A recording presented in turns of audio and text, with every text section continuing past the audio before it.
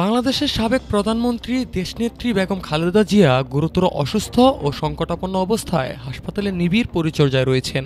তার রোগ মুক্তির জন্য দলমত নির্বিশেষে সকল স্তরের নাগরিক আন্তরিকভাবে দোয়া অব্যাহত রেখেছেন। মাননীয় প্রধান উপদেষ্টা তার রোগ মুক্তির জন্য দোয়ার সাথে সাথে চিকিৎসার সর্বোচ্চ সহায়তার প্রতিশ্রুতি ব্যক্ত করেছেন। দেশ বিদেশের চিকিৎসক দল বরাবরের মতোই তাদের উচ্চমানের পেশাদারিত্ব ছাড়াও সর্বোচ্চ আন্তরিকতার সহিত সেবা প্রদান করছেন। বন্ধুপ্রতিম একাধিক রাষ্ট্রের পক্ষ থেকেও উন্নত চিকিৎসার জন্য সকল প্রকার সহায়তার আকাঙ্ক্ষা ব্যক্ত করেছেন।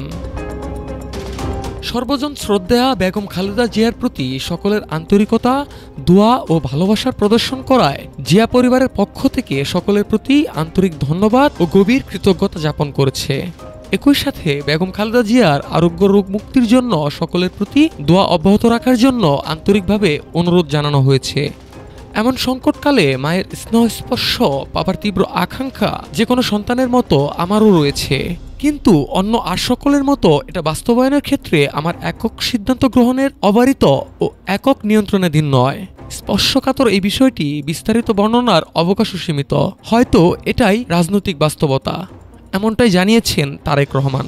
তিনি আরও বলেন, পরিস্থিতি প্রত্যাশিত পর্যায়ে উপনীত হওয়া মাত্রই স্বদেশ প্রত্যাবর্তনে আমার সুদীর্ঘ উদ্বিগ্ন প্রতীক্ষার অবসান ঘটবে বলেই আমি এবং আমার পরিবার আশাবাদী। News desk, Dhaka today.